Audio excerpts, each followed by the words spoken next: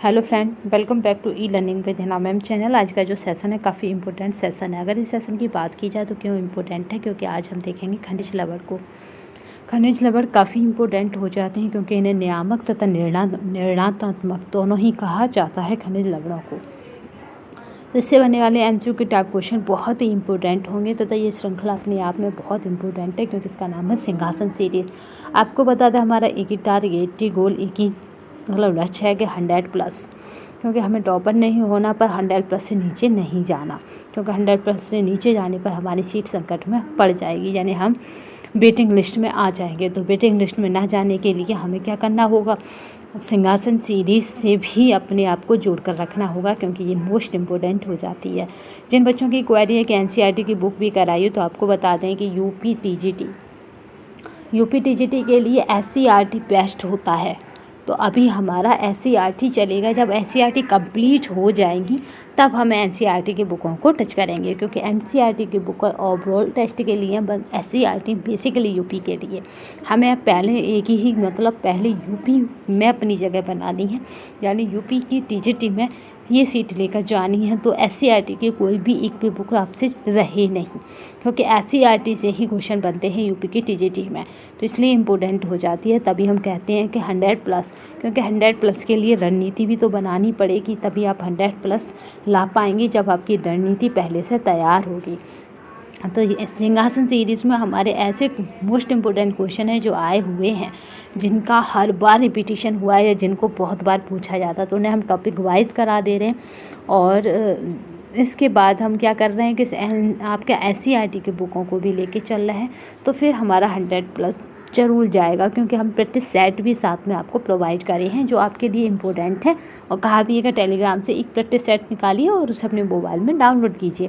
फिर एक कंप्लीट होने के बाद फिर आप दूसरा लीजिए, क्योंकि उससे होगा क्या कि आपका नेट भी वेस्ट नहीं होगा और आप प्रैक्टिस सेट आराम से कर लेंगे। जब एक को तबीयत से लगा लें तब दूसरे को देखें, तो उससे आपका 125 का जो क्वेश्चन है उनकी पूरी प्रैक्टिस हो जाएगी घर पे ही, कहीं प्रैक्टिस के लिए भागना नहीं पड़ेगा। तो चलिए आज का सेशन को शुरू करते हैं उसी मोटिवेशन कोट के साथ, जो आपको ऊर्जावान रखेगा तथा औरों से बेहतर तथा अलग करने के लिए आपको प्रेरित करता रहेगा। क्योंकि हारा वही है जो लड़ा नहीं है। आप हार नहीं सकते, क्योंकि इस बार तो आप अपना पाला फेंक चुके हैं और गोल कर कर ही पीछे हटेंगे। तो इस बार आपकी सीट पक्की है। चलिए, स्व विनियोजन क्या है? तो स्व विनियोजन क्या है? ये तांबा लोहा आदि धातुओं के साथ एक जटिल आयन का निर्माण करते हैं, इसीलिए इन्हें स्वयं विनियोजित कहा जाता है, क्योंकि ये क्या करते हैं, जटिल आयनों का निर्माण करते हैं। इसका ये देख लेते हैं एक्सप्लेनेशन। ये क्या कह रहा है कि स्वयं विनियोजक ये तांबा लोहा आदि धातुओं के साथ एक जटिल आयन का निर्माण करते हैं। स्वयं विनियोजक एक अनुक्रमिक खाद्य भोज्य है जो खाद्य पदार्थों की गुणवत्ता और स्थिरता में सुधार करता है। एक क्रमिक पॉलीवेलेट धातु आयनों, विशेष रूप से तांबा लोहा और निकल के साथ चैलेट्स परिसरों का निर्माण करता है, जो भोजन में बसा के ऑक्सीकरण को रोक सकता है। यह एक प्रकार का परिरक्षक होता है। तो यहाँ पे ये क्या है, ये एक प्रकार का परिरक्षक है। जैसे हमने टॉपिक के शुरू में कहा था, ये निर्णयात्मक और रक्षात्मक दोनों ही होते हैं। आयोडीन का अत्यधिक अंतर्ग्रहण या सेवन नुकसान कर सकता है। BR कह रहा अतिरिक्त आयोडीन थायराइड हार्मोन्स के संश्लेषण में अवरोध करती है। तो A और R दोनों सही है, जबकि RA का सही स्पष्टीकरण है, क्योंकि अत्यधिक अगर लेंगे तो ये अवरोध कर सकती है। हमारे स्वस्थ जीवन के लिए आयोडीन अत्यंत ही आवश्यक खनिज लवण है। यद्यपि शरीर में इसकी आवश्यकता अत्यंत ही कम प्रतिदिन लगभग कितनी होती है, तो 150 मिलीग्राम होती है। ग्राम यानी माइक्रोग्राम ही है।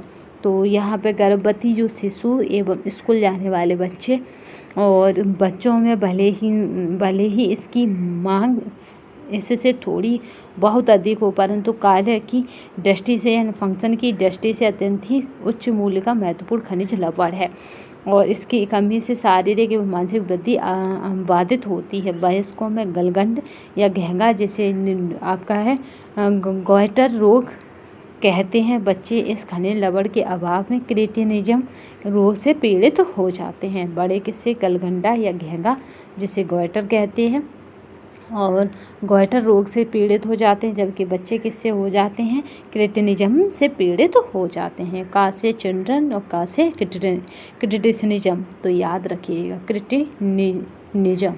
ठीक है, तो इस तरह से आप इसे याद रखेंगे। आयोडीन की अधिकता से थायरॉक्सिन हार्मोन का अत्यधिक श्रावण होने लगता है। थायरॉक्सिन के अत्यधिक श्रावण से एक्सोफिथिलिन गॉइटर हो जाता है, जिसे ग्रेव्स का रोग कहा जाता है। ग्रेव्स डिसीज भी इसी को कहा जाता है।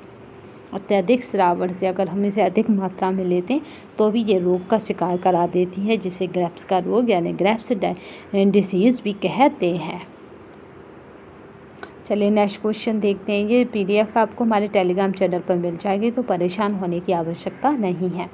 ये काफ़ी इम्पोर्टेंट सेशन रहेगा। निम्नलिखित खाद्य पदार्थों को उनके लोहे की मात्रा के अनुसार बढ़ते क्रम में व्यवस्थित कीजिए। तो यहाँ पे आपको इन्हें बढ़ते क्रम में व्यवस्थित करना है। तो यानी हम 1 2 इस तरह से चलेंगे। तो यहाँ पे लोहे लवण की बात आ रही है, तो यहाँ पे दूध होगा, हरे पत्तेदार सब्जियाँ होंगी, और आपका क्या रह जाएगा, फिर यहाँ पे अंडा हो जाएगा। अंडे के बाद फिर क्या है, यकृत हो जाएगा।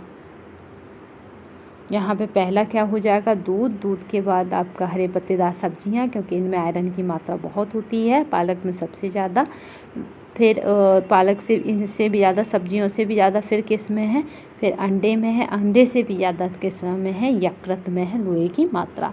तो यहाँ पे क्या करना है, हमें बढ़ते क्रम में व्यवस्थित करना है। चलिए नेक्स्ट चलते हैं। यहाँ पे मात्रा भी दिखा रहे हैं, दूध में कितनी है आपका 0.15 मिलीग्राम, पत्तेदार सब्जियाँ, फिर अंडा में है 1.82 मिलीग्राम, फिर यकृत में है 9.92 मिलीग्राम। एक भारतीय महिला की 2010 RDA के अनुसार प्रतिदिन लोहा तत्व की आवश्यकता है तो 21 मिलीग्राम है। प्रतिदिन कितनी है, 21। आप बात कर लेते हैं 2020 में क्या करा है, इसमें 8% की वृद्धि कर दी है।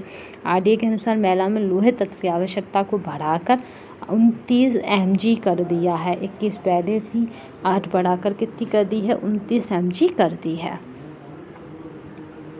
2020 की।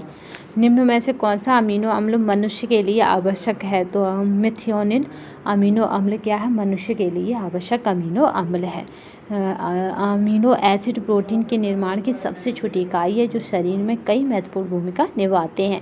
वह अमीनो अम्ल जो शरीर द्वारा संश्लेषित नहीं किया जा सकता, जिसके कारण उन्हें आहार से लेना आवश्यक हो जाता है, इन्हें आवश्यक अमीनो अम्ल कहते हैं। जिसे हम आहार से लेते हैं वो आवश्यक अमीनो अम्ल है, जो हमारे शरीर में बनते हैं वो अनावश्यक अमीनो अम्ल है। मिक्सोडेमा निम्न की कमी से होता है, तो आयोडीन की कमी से क्या हो जाता है, मिक्सोडेमा बीमारी हो जाती है आयोडीन की कमी से।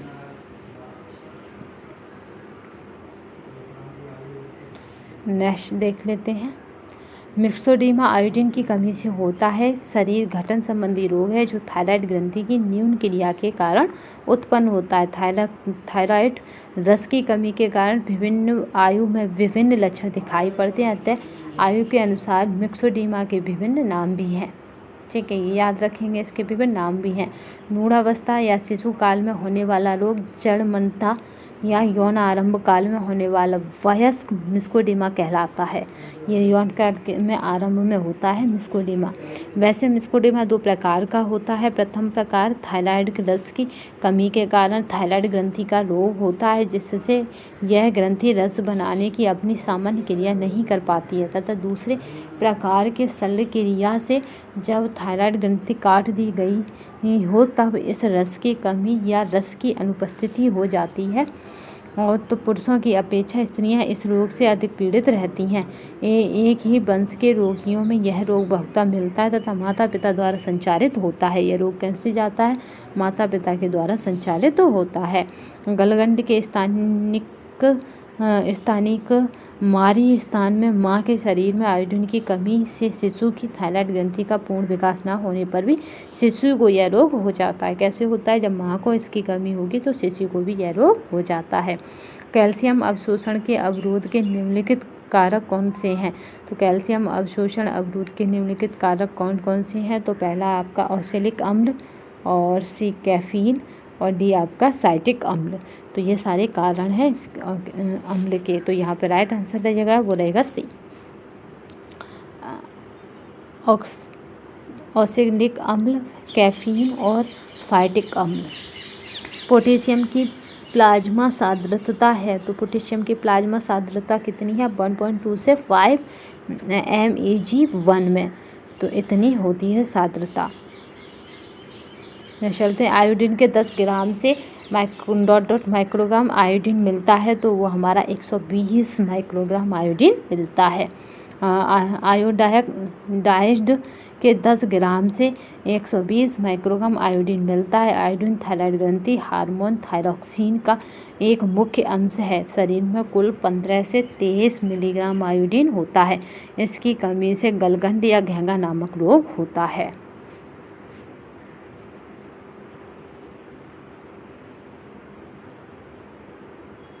वह युक्ति जो सोडियम, पोटेशियम और कैल्शियम जैसे कुछ धातु आयनों की सांद्रता को निर्धारित करने के लिए जैव रसायन विश्लेषण में प्रयुक्त होती है, तो वो युक्ति है उपयुक्त में से कोई नहीं।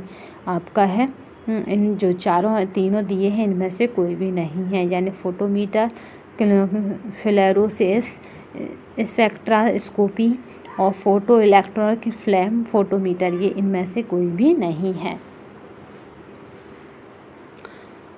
जो सोडियम, पोटेशियम और कैल्शियम जैसे कुछ धातु आयनों की सांद्रता का निर्धारण करने के लिए जैव रसायन विश्लेषण में प्रयुक्त होती है। जस्ता ... के लिए आवश्यक है, तो जस्ता के बिना आपके शरीर की वृद्धि रुक जाती है। ये ग्रोथ के लिए आवश्यक है, जिसे जीन कहते हैं। यह एक एंजाइम्स में कोफैक्टर के रूप में कार्य करता है। यह शारीरिक वृद्धि एवं विकास में सहायता प्रदान करता है, साथ ही प्रजनन अंगों को सुचारू रूप से कार्य करने के लिए जरूरी भी है। सूक्ष्म तत्वों का एक उदाहरण है तांबा, कॉपर सूक्ष्म तत्वों का एक उदाहरण है। हमारे उत्तम स्वास्थ्य के लिए अति अल्प मात्रा में तांबा एक अति महत्वपूर्ण एवं आवश्यक खनिज लवण है। यह रक्त में प्रोटीन के साथ मिलकर होमोक्यूफ्रिन एवं सेरुलोप्लाज्मिन के रूप में उपस्थित रहता है। एक स्वस्थ वयस्क व्यक्ति के शरीर में 100 से 150 मिलीग्राम तांबा रहता है। वृक्क यानी यकृत, हृदय एवं मस्तिष्क में इसकी मात्रा अपेक्षाकृत अधिक होती है। अधिक अक्षांशों पर लंबे समय तक रहने से गहन ... हो सकता है। तो यहाँ पे है लवण और जल पुनः प्राप्ति, तो क्या नहीं है? तो यहाँ पे देख लेते हैं, क्योंकि अक्षांश का मतलब हो गया कि यहाँ पे जो अंतरिक्ष में जाते हैं, ठीक है, यहाँ पे लंबे समय तक आप रहेंगे, रहने पर से गहन लवण और जल पुनः प्राप्ति हो सकता है। अधिकांश अक्षांशों पर लंबे समय तक रहने से गहन लवण और जल पुनः प्राप्ति हो सकता है। इसलिए अत्यधिक ऊंचाई पर लंबे समय तक रहने से गंभीर नमक और पानी प्रसव को हो सकता है, क्योंकि उच्च परिसंचारी कैटेकोलामाइन के कारण गुर्दे के रक्त प्रवाह में कमी हो सकती है, और एल्डोस्टेरोन का उच्च स्तर भी सोडियम में योगदान कर सकता है, और जिससे पानी प्रतिधारण होता है। मैग्नीशियम ... हेतु महत्वपूर्ण है, तो मैग्नीशियम से हमारा क्या बनता है? तो मैग्नीशियम की हम बात करें तो मैग्नीशियम हमें हड्डी बनाने में काफ़ी हेल्पफुल होती है। कैल्शियम और मैग्नीशियम, आपका मैग्नीशियम क्या है? हड्डी के निर्माण में काफ़ी इम्पोर्टेंट है। मैग्नीशियम हड्डी बनाने यानी बोन फॉर्मेटिंग महत्वपूर्ण है। कैल्शियम फास्फोरस की भांति मैग्नीशियम भी शरीर में वृद्धि में अहम भूमिका निभाता है। मैग्नीशियम हड्डियों में कार्बोनेट एवं फास्फेट के रूप में उपस्थित रहता है। ऑस्टियोपेरोसिस होनी आयु संबंधित परिवर्तन हो सकता है, जो ... के कारण होता है, तो वो हमारा घटा हुआ कोलेस्ट्रॉल उत्पादन के कारण होता है। ऑस्टियोपेरोसिस होनी आयु संबंधित परिवर्तन हो सकता है, जो घटा हुआ कोलेस्ट्रॉल उत्पादन के कारण होता है। कोलेस्ट्रॉल का स्तर गिरता है तो व्यक्ति की हड्डियों का घनत्व कम हो जाता है, क्योंकि एस्ट्रोजन ऑस्टियोब्लास्ट की गतिविधि को बढ़ाता है, जो नई हड्डियों को बनाती है। जख्म भरने में निम्नलिखित तत्व शामिल हैं, तो आपका जस्ता भोजन में पर्याप्त मात्रा में जस्ता उपस्थित हो तो वो घाव शीघ्रता से भरते हैं। जस्ते के कारण ऊतक के कोलेजन संश्लेषण की क्षमता बढ़ जाती है, फलंत घाव जल्दी भरता है। जस्ता कार्बनिक हाइड्रोजन का मुख्य तत्व है।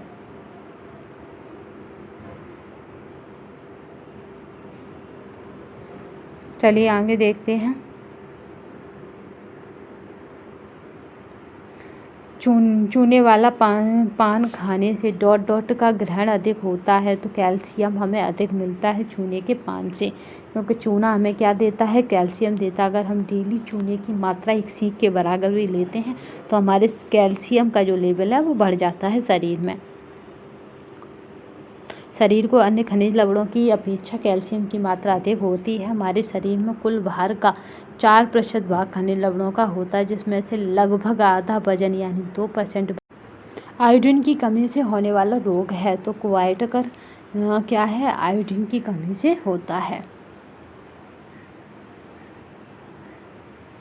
नेक्स्ट क्वेश्चन, मानव शरीर में जिंक का मुख्य कार्य है। तो जो मानव शरीर है उसमें जिंक का मुख्य कार्य क्या है, डीएनए और आरएनए का संश्लेषण करना,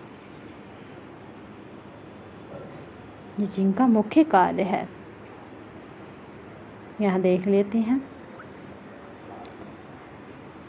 मानव शरीर में जिंक मतलब तांबा, जिंक यानी तांबा, याद रखिएगा। मुख्य कार्य क्या है, डीएनए और आरएनए का संश्लेषण करना है। जिंक हमारे शरीर के कई महत्वपूर्ण क्रियाकलापों से संपन्न करने के लिए एक अत्यंत आवश्यक खनिज लवण है। यह शरीर की सभी कोशिकाओं की उपस्थित रहता है। शरीर की सब कोशिकाओं में कौन उपस्थित रहता है, तो तांबा। एंजाइम्स को क्या कहते हैं, यह कई एंजाइमों में को फैक्टर के रूप में कार्य करता है। कई एंजाइमों ये शारीरिक वृद्धि एवं विकास में सहायता प्रदान करता है, साथ ही प्रजनन अंगों को सुचारू रूप से कार्य करने के लिए जरूरी भी है। जिंक कार्बनिक एनहाइड्रेज का मुख्य तत्व है। यह आँखों के आइलिड्स, रेटिना एवं लेंस में पाया जाता है। तो ये कहाँ पर पाया जाता है, आइलिड्स, रेटिना और लेंस में पाया जाता है। एक स्वस्थ व्यक्ति के शरीर में लगभग 150 से 250 mg जिंक उपस्थित रहता है। यहाँ पे बस इसकी वैल्यू याद रखिएगा, 150 से 250 mg जिंक उपस्थित रहता है। किसका तत्व है ये, कार्बनिक एनहाइड्रेज का मुख्य तत्व है। नेक्स्ट क्वेश्चन चलते हैं। ICMR 2010 के अनुसार एक वयस्क आदमी के लिए जस्ता यानी जिंक की RDA प्रस्तावित मात्रा क्या है, रिकमेंडेशन डाइटरी अलाउंसेस क्या है, तो वो हमारी है 12 मिलीग्राम प्रतिदिन उसे लेनी चाहिए। हमारे शरीर में 1.5 से 2.5 ग्राम जिंक पाया जाता है। यह खनिज लवण सभी कोशिकाओं में पाया जाता है, लेकिन 90% मांसपेशियाँ हड्डियों में विद्यमान रहता है। 90% कहाँ पे, मांसपेशियों व हड्डियों में विद्यमान रहता है। ICMR 2010 के अनुसार एक वयस्क आदमी के लिए जिंक की RDA 12 मिलीग्राम प्रतिदिन होनी चाहिए। RDA 2020 के अनुसार जिंक का दैनिक मांग 17 मिलीग्राम डेली हो गया है। अभी कितना, पहले कितना था, 10 में 12 था, अभी कितना है, 17 हो गया है अभी प्रेजेंट में।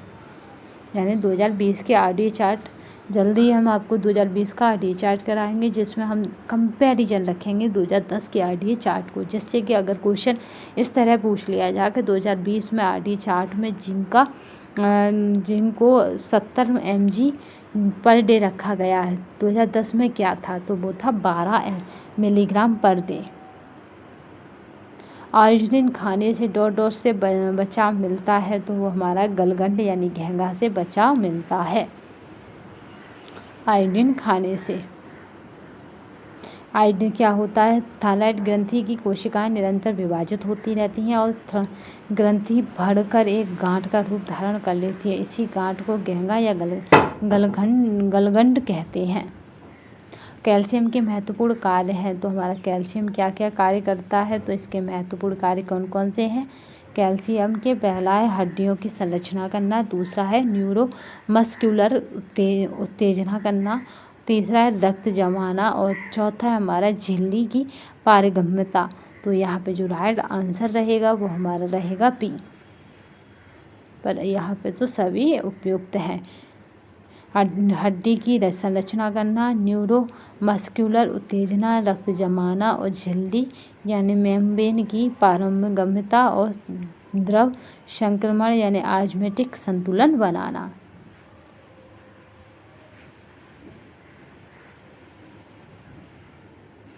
नेक्स्ट देखते हैं, आयोडीन युक्त नमक में प्रबलीकरण या फॉर्टिफिकेट प्रयोग होता है। तो यहाँ पे है पोटेशियम आयोडेट प्रयोग होता है।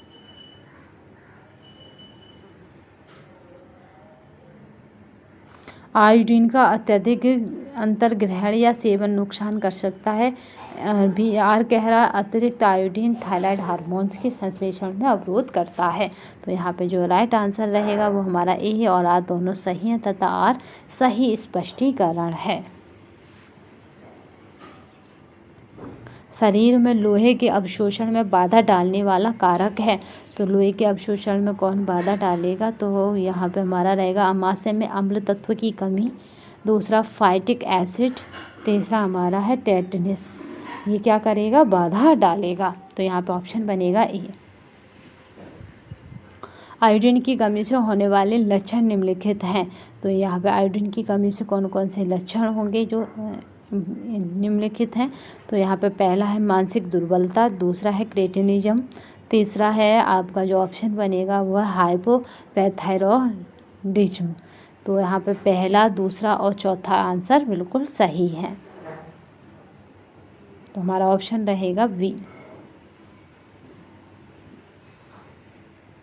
नेक्स्ट चलते हैं, ये पीडीएफ आपको टेलीग्राम तथा व्हाट्सएप नंबर पर प्रोवाइड करा दी जाएगी। तो चिंता की बात नहीं करनी है, चिंता नहीं करनी है। ICMR 2010 द्वारा एक 15 वर्षीय लड़की के लिए दी गई लोहे तत्व की प्रस्तावित पौष्टिक आवश्यकता है। तो लोहे तत्व की प्रस्तावित पौष्टिक आवश्यकता क्या है? तो वो हमारी है 2010 की पूछी है, तो पुरानी है, याद रखिएगा 27 मिलीग्राम प्रतिदिन। ठीक है, 27 मिलीग्राम दिन में ध्यान रखिएगा 15 की। और अभी जो प्रस्तावित की गई है तो यहाँ पर कितनी थी? 27 थी। और 2010 में 5 वर्ष की ही लड़की को, 2020 में 5 वर्ष की लड़की को दैनिक मांग कितनी है? 30 मिलीग्राम पर डे। तो यहाँ पर 27 थी, यहाँ 30 है, वो भी 5 वर्ष के बच्चे के लिए RDA की मात्रा। तो इस तरह हम पूरा कराएंगे, यानी छोटे बच्चों को कितनी देनी है, बड़ों को कितनी देनी है। चलिए नेक्स्ट देखते हैं, folic acid, zinc, calcium, iodine और राइबोफ्लोविन। तो यहाँ पे हमें क्या करना है? मैचिंग करना है, यानी फर्स्ट दिए गए पोषक तत्वों को सूची सेकंड के लिए सूची सेकंड में दिए गए उनकी कमी से होने वाले लक्षणों से मिलाइए। तो यहाँ पे जिंक से क्या होगा? जो अभी हमने पढ़ा था कि जिंक से क्या होता है। चलिए देख लेते हैं किससे कौन सी कूट मिल रही है। अगर फॉलिक एसिड की बात करें तो ये हमारा है megaloblastic anaemia, folic acid. Zinc की बात करें तो जिंक क्या है? जिंक हमारा है हाइपोग्लाइसिका।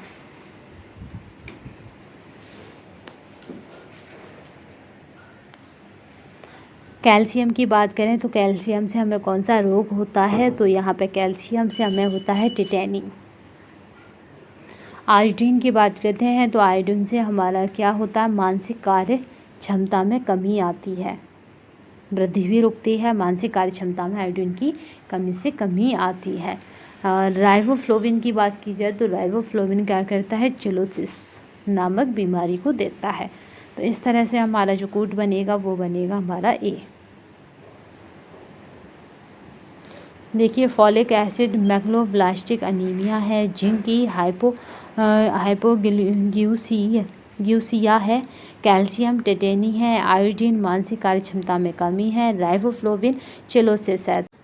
आयोडीन की कमी के विकारों को निम्न शामिल है। तो आयोडीन की कमी से कौन कौन से विकार हो जाते हैं? तो पहला गलघंट होता है, दूसरा मृत प्रसव हो जाता है, यानी बच्चे मतलब जिंदा नहीं रह पाते हैं, तीसरा जो होता है मंदबुद्धि हो जाती है। तो आपका राइट आंसर रहेगा वो रहेगा बी।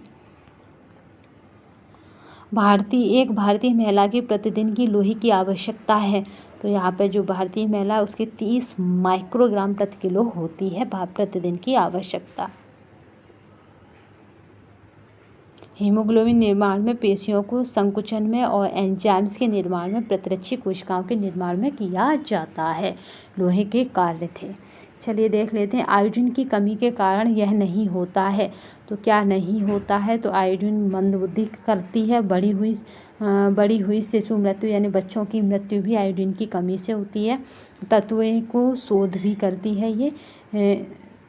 तो क्या नहीं करती है? तो गूंगा या बहरापन आयोडीन की कमी से नहीं होता है।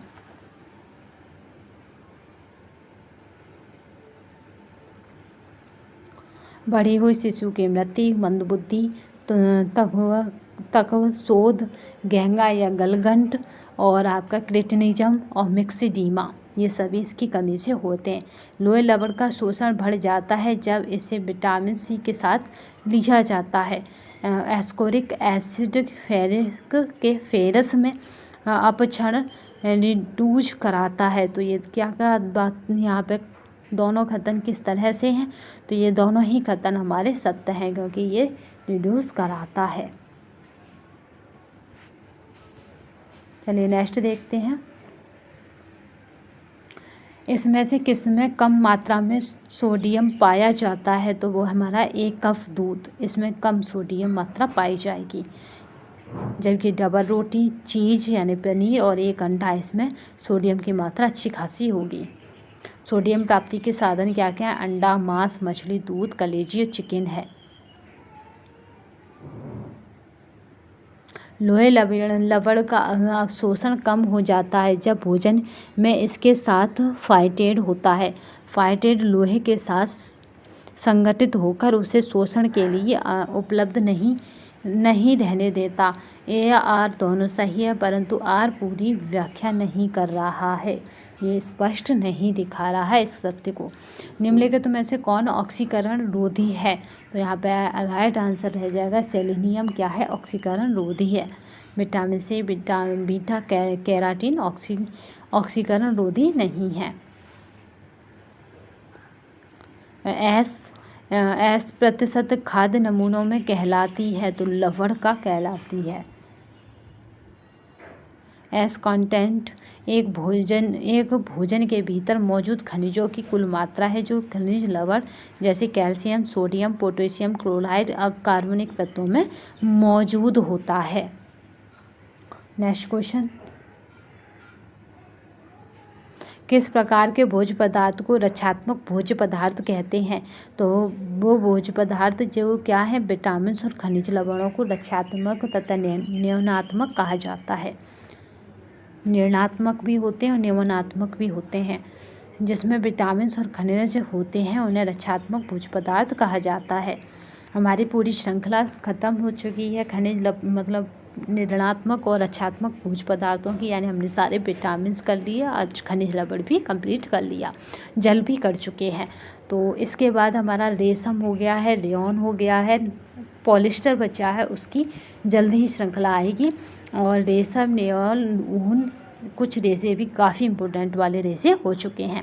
तो इसी तरह ये श्रृंखला चलती रहेगी। शरीर के रक्षात्मक भोज्य पदार्थ ऐसे भोज्य पदार्थ हैं जो शरीर को रोगों से रक्षा करते हैं, विभिन्न शारीरिक क्रियाओं का संचालन, नियंत्रण एवं नियमन करते हैं, इसलिए इसे कहा जाता है रक्षात्मक और नियमन। ठीक है, नियमन भोज्य पदार्थ रक्षात्मक भोज्य पदार्थ कहलाते हैं। विटामिन एवं खनिज लवण मुख्य रक्षात्मक भोज्य पदार्थ कहलाते हैं। किस खनिज की कमी से शिशु मृत्यु दर क्रिटिनिज्म एवं गहंगा से संबंधित है? तो वो कौन सा खनिज है? आयोडीन है। यहाँ पे मंदबुद्धि भी हो जाता तो भी वही हो जाता। आयोडीन थायराइड हार्मोन्स T3 और T4 का संगठन होता है। आयोडीन का कार्य शरीर में वृद्धि एवं बढ़ोतरी करना है। नेक्स्ट क्वेश्चन, निम्नलिखित में से कौन सा सूक्ष्म पदार्थ हमारे शरीर के लिए आवश्यक नहीं है? तो वो हमारा फ्लोरीन शरीर के लिए आवश्यक नहीं है, जबकि आयोडीन और पोटेशियम ये शरीर के लिए अत्यंत आवश्यक भोज्य पदार्थ हैं। शरीर में खनिज लवण के प्रमुख 2 कार्य कौन से हैं? ऊर्जा देना तथा सुरक्षा तथा नियामक कार्य करना। खनिज लवणों के पूछे जा रहे निर्णयात्मक कार्य तथा ऊर्जा प्रदान करना उपयुक्त में से कोई नहीं। तो यहाँ पे है सुरक्षात्मक तथा निर्णयात्मक, इनको कहते हैं प्रोटेक्टिव एंड रेगुलेटरी फंक्शन कौन करता है? तो खनिज लवण करते हैं, क्योंकि सुरक्षात्मक तथा नियामक कार्य करते हैं। हमारे कुल शरीर का भार 96% भाग पानी, कार्बोज, वसा एवं प्रोटीन के मिलने से बनता है। शेष 4% भाग खनिज लवण का होता है। यद्यपि खनिज लवण हमारे शरीर का मात्र 4% ही होते हैं। हमारे शरीर में कितने हैं? ये 4% ही बनाते हैं। यद्यपि ये शरीर में वृद्धि एवं विकास के लिए नितांत आवश्यक है। 4% हैं पर आवश्यक बहुत हैं। बच्चों में IDD की स्थिति का कारण है, तो IDD की स्थिति का बच्चों में कारण है तो वो हमारा है आयोडीन का।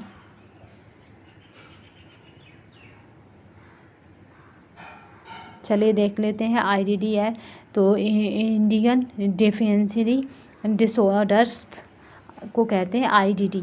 आयोडीन हमारे स्वस्थ जीवन के लिए आयोडीन अत्यंत ही आवश्यक खनिज लवण है। यद्यपि शरीर में इसकी आवश्यकता अत्यंत ही कम, प्रतिदिन लगभग कितनी है? 100 से 150 मिलीग्राम।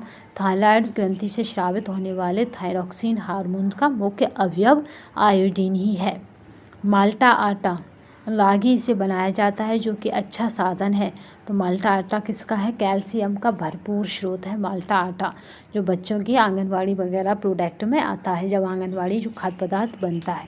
प्रजनन एवं दुग्ध श्रावण हेतु कौन सा खनिज आवश्यक है? जो प्रजनन में भी सहायक है तो माता के दूध में भी, तो वो हमारा मैग्नीशियम सहायक होता है।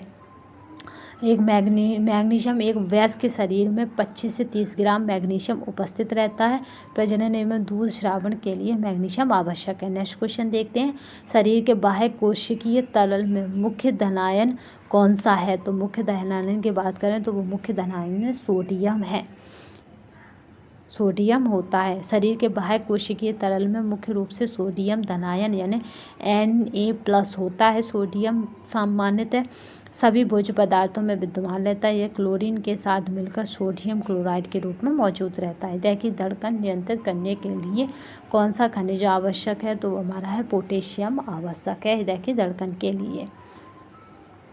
कोशिकाओं के अंदर द्रव्य मांसपेशियों तथा लाल रक्त कणिकाओं में होती है, जो मांसपेशियों के संकुचन में हृदय की धड़कन को नियंत्रित करती है तथा नाड़ी ऊतकों की संवेदन शक्ति बनाए रखने में तथा पानी के संतुलन बनाए रखने में सहायक होता है। कंजेस्टिव हृदय रोग के रोगी का प्रतिदिन के आहार में सोडियम की मात्रा कितनी होनी चाहिए?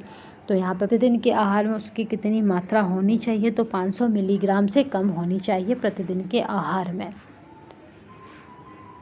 चलते हैं। कंजेक्टिव क्या है? कंजेक्टिव हार्ट डिसीज यानी कंजेक्टिव हृदय रोग एक ऐसी स्थिति है जिसमें हृदय शरीर की आवश्यकता के अनुसार रक्त पंप नहीं कर पाता। यहाँ पर रक्त को पंपिंग नहीं करता। हृदय के कमज़ोर हो चुके पृष्ठकोष्ठ रक्त को पुनः हृदय में और आसपास की बहनियों में लौटा देते हैं। इसके कारण तरल पदार्थ अवरोध उत्पन्न कर देता है, जिसका प्रभाव पेट पे फेफड़ों पे होता है। 3 जगह प्रभाव है, पैर, पेट और फेफड़े। फ ठीक है। इसे क्रोनिक हार्ट फेलियर या फिर कंजक्टिव कार्डियक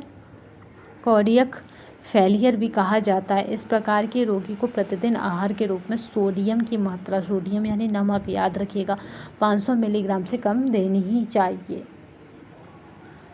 घेंगा रोग में तो आपका है थायराइड ग्रंथि बढ़ जाती है घेंगा रोग में,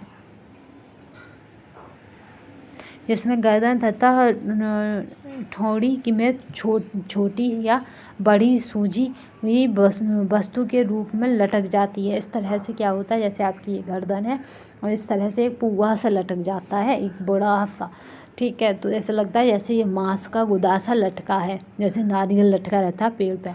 वस्तु के रूप में लटक जाती है। इस रोग में लैरिंक्स दोनों तरफ स्थित थायराइड ग्रंथि बढ़ जाती है, जिससे गर्दन फूलकर मोटी कॉलर जैसी संरचना में बदल जाता है। पहाड़ी क्षेत्रों में जहाँ पानी में आयोडीन की कमी होती है, अधिकांश लोगों में घेंघा रोग पाया जाता है। दूध किस पौष्टिक तत्व का अच्छा स्रोत है?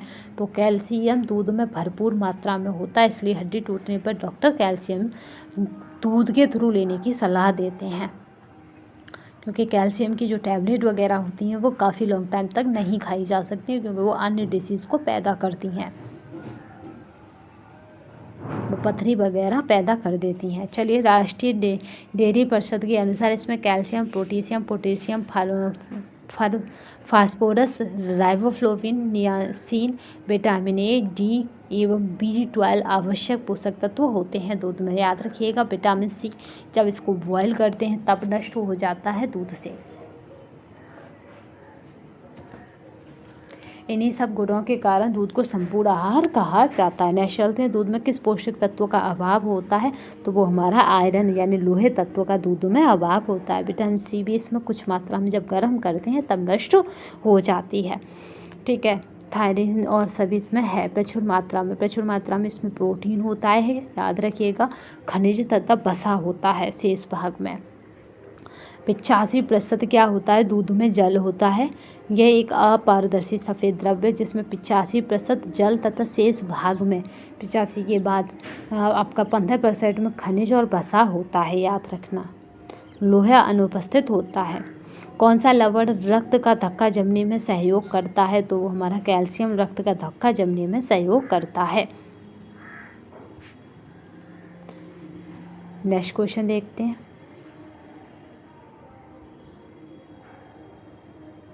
भूमिगत जल में ऐसा कौन सा लवण पाया जाता है जो कि बहुत से चर्म रोगों को दूर कर देता है?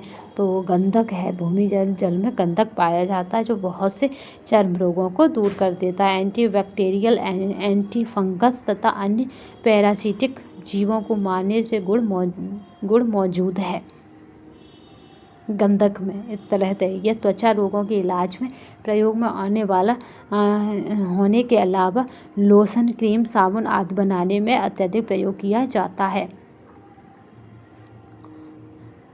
गंधक यानी इसको एस से रिप्रेजेंट करते हैं। साधारण तापमान पर क्रिस्टलीय एवं पीले रंग का होता है। प्राकृतिक रूप से यह ज़्यादातर सल्फाइड एवं सल्फेट की तरह मिलता है। आयोडीन की कमी का साधारण लक्षण है तो वो हमारा है गले का फूल जाना। ये साधारण लक्षण है आयोडीन की कमी का। ठीक है, नॉर्मल सिम्टम क्या है कि आयोडीन की कमी हो गई है तो गले फूल जाना ही आयोडीन की कमी का लक्षण है। आयोडीन युक्त तेल के 1 ml इंजेक्शन से बचाव मिलता है तो 1 वर्ष तक मिलता है। ये बच्चों को लगाए जाते हैं। 1 ml जब आपको मिल जाएगा सूरज में तो वो 1 वर्ष तक आपको सुरक्षित रखेगा आयोडीन से। एक सामान्य व्यक्ति के लिए आयोडीन की दैनिक आदर्श मात्रा 15 माइक्रोग्राम, किशोरों के लिए 120 माइक्रोग्राम तथा बच्चों के लिए 60 माइक्रोग्राम होती है। जबकि आयोडीन युक्त 1 ml तेल से वर्ष भर से बचाव किया जा सकता है। लोहे का कार्य है ऑक्सीजन पहुंचाना, क्योंकि अगर हमारे शरीर में आयरन की कमी हो जाती है तो कहते हैं ना ब्लड की कमी हो जाती है। जो ये क्या करता है, शरीर में खून पहुंचाता है। खून के निर्माण में लोहे का महत्वपूर्ण योगदान होता है। हीमोग्लोबिन में लोहा और प्रोटीन प्रचुर मात्रा में होते हैं। हीमोग्लोबिन में क्या है, लोहा और प्रोटीन क्या है, प्रचुर मात्रा में होते हैं। नेक्स्ट चलते हैं। निम्नलिखित में से कौन एक कैल्शियम का अच्छा स्रोत है? तो दूध क्या है, कैल्शियम का अच्छा स्रोत है, क्योंकि दूध में सभी पौष्टिक तत्व मौजूद हैं लोहे को छोड़कर। विटामिन सी की मात्रा तब नष्ट होती है जब आप दूध को अधिक बॉयल करते हैं। तथा रिकेट्स रोगों की में कैल्शियम की अधिक मात्रा दी जाती है। तो कैसे में ऑस्टियोमैलेशिया में कैल्शियम की अधिक मात्रा दी जाती है। कैल्शियम तथा रिकेट्स रोग में कैल्शियम की अधिक मात्रा दी जाती है। विटामिन डी तथा कैल्शियम की कमी से बच्चों में रिकेट्स रोग हो जाता है। वयस्कों में विटामिन डी की कमी से ऑस्टियोमैलेशिया हो नामक रोग हो जाता है। वयस्कों में क्या, ऑस्टियोमैलेशिया, बच्चों में रिकेट्स। विटामिन डी कैल्शियम तथा फास्फोरस के स्वांगीकरण के लिए अत्यंत उपयोगी है। निम्न में से खनिज लवण स्रोत हैं, तो वो हरी पत्तेदार सब्जियां, ये क्या है, ये खनिज लवण के स्रोत हैं। हमारे शरीर में लगभग 4 से 5% अंश खनिज लवणों का होता है। विटामिन ए की कमी से कौन सा रोग हो जाता है, तो लतौंदी नामक विटामिन ए की कमी से हो जाता है, जो आँखों से संबंधित होता है। जीरोफिथेलिया डर्मेटोसिस नामक रोग हो जाता है। बेरी विटामिन B1 की कमी से होता है। स्कर्वी रोग विटामिन C की कमी से होता है तथा रिकेट्स रोग बच्चों में विटामिन D की कमी से होता है। रिकेट्स पढ़ाई था अभी। ऑस्ट्रोमलेशिया बड़ों में होता है। शरीर को ऊर्जा न देने वाला भोजन तत्व है, तो वो हमारा खनिज लवण है, जो शरीर को ऊर्जा नहीं देता है, केवल निर्णामक और नियामक होता है। शरीर में ऊर्जा देने वाले भोज्य पदार्थ हैं। इस क्वेश्चन को इस तरह भी देख सकते हैं, ना हटा दीजिए तो कार्बोहाइड्रेट हो जाएगा, प्रोटीन हो जाएगा, वसा हो जाएगा। अगर पूछा जाता है सबसे अधिक ऊर्जा व्यक्ति लेता किससे है अपने आहार में, तो कार्बोहाइड्रेट से लेते हैं। रोटी चपाटी ये सब कार्बोहाइड्रेट के ही रूप हैं। सबसे ज़्यादा ऊर्जा देता कौन है, तो वसा देती है, क्योंकि 1 ग्राम वसा हमें 9 किलो कैलोरी ऊर्जा देती है। जब हम व्रत या फास्ट रखते हैं या खाना नहीं खाते, तो वो वसा ही हमारे शरीर में ऊर्जा देती है, जिससे हमारे शरीर की चर्बी घटती जाती है। नेक्स्ट क्वेश्चन देखते हैं, हृदय की धड़कन नियंत्रण करने के लिए कौन सा खनिज आवश्यक है। तो हृदय की धड़कन कौन नियंत्रण करता है, तो वो सोडियम नियंत्रण करता है हृदय की धड़कन को। रक्त का नियंत्रण या रक्त के बारे में तो वो लोहा हो जाएगा। चलिए नेक्स्ट देखते हैं, हृदय की धड़कन नियंत्रण करने के लिए सोडियम आवश्यक है। उच्च रक्तचाप में नमक यानी सोडियम का प्रयोग हानिकारक होता है। यह शरीर में जल संतुलन के लिए अति महत्वपूर्ण खनिज तत्व है। अस्थि मृदुता खनिज की हीनता होती है कैल्शियम की। कैल्शियम की कमी के प्रभाव से अस्थि मृदुता नामक रोग उत्पन्न होता है, जिसमें हड्डियां कमजोर व भूरी भूरी हो जाती हैं, जिसके टूटने का भय रहता है। हीमोग्लोबिन के निर्माण हेतु दोनों की आवश्यकता होती है, तो वो लोहा तत्व एवं फॉलिक अम्ल की आवश्यकता होती है हीमोग्लोबिन के निर्माण के लिए। लोहा तत्व लाल रक्त कणिकाओं के निर्माण में भाग लेता है। यह रक्त में हीमोग्लोबिन का निर्माण करता है। फॉलिक अम्ल जल में विलय है। इसका कार्य रुधिराणु एवं हीमोग्लोबिन का निर्माण करना है। फॉलिक के अभाव में स्थूलाणुक रक्तता हो जाती है। मानव शरीर में कितने खनिज लवण की आवश्यकता होती है, तो वो 24 खनिज लवण की आवश्यकता होती है मानव शरीर में। हमारे शरीर में 4 से 5% अंश इन्हीं खनिज लवणों का होता है, जिन्हें लघुत्तम भी कहते हैं। खनिज लवणों की लक्षणात्मक भोज्य पदार्थ भी कहते हैं। नेक्स्ट चलते हैं, शरीर का सामान्य चयापचय निम्न में से किसकी कमी से प्रभावित होता है, तो वो हमारा है सोडियम की कमी से प्रभावित होता है सामान्य चयापचय। सोडियम को क्या कहते हैं, मेटाबॉलिज्म कहते हैं। ठीक है, याद रखिएगा। सोडियम शरीर में पानी की मात्रा को नियंत्रित करने, मस्तिष्क में सूचनाओं का आदान प्रदान करने तथा चयापचय को नियंत्रित करता है। अतः इसकी कमी से चयापचय दुष्प्रभावित होता है। निम्नलिखित में से कौन सी बीमारी आयोडीन की कमी के कारण होती है, तो यहाँ पे आयोडीन की कमी के कारण पूछी जा रही है, तो कौन सी बीमारी होगी, तो गोइटर क्या है, आयोडीन की कमी से होने वाली बीमारी। अगर ये क्वेश्चन इस तरह से आ जाता है तो 90 या 80 विद्यार्थी कैसे गलत कर आएंगे, ये बिल्कुल निश्चित है, क्योंकि सबने क्या स्कर्वी सुना है, बेरी सुना है, पेलिग्रा सुना है, बट गोइटर क्या है बहुत कम लोगों ने सुना है। निम्नलिखित में से गोइटर बीमारी आयोडीन की कमी के कारण होती है। यद्यपि आयोडीन की मात्रा शरीर में कम होती है, यद्यपि यह शरीर के लिए आवश्यक है, यह गर्दन की थायराइड ग्रंथि में थायरॉक्सिन के रूप में विशेष रूप से पाया जाता है। इसकी कमी होने पर गर्दन की इसी ग्रंथि पर बुरा प्रभाव पड़ता है।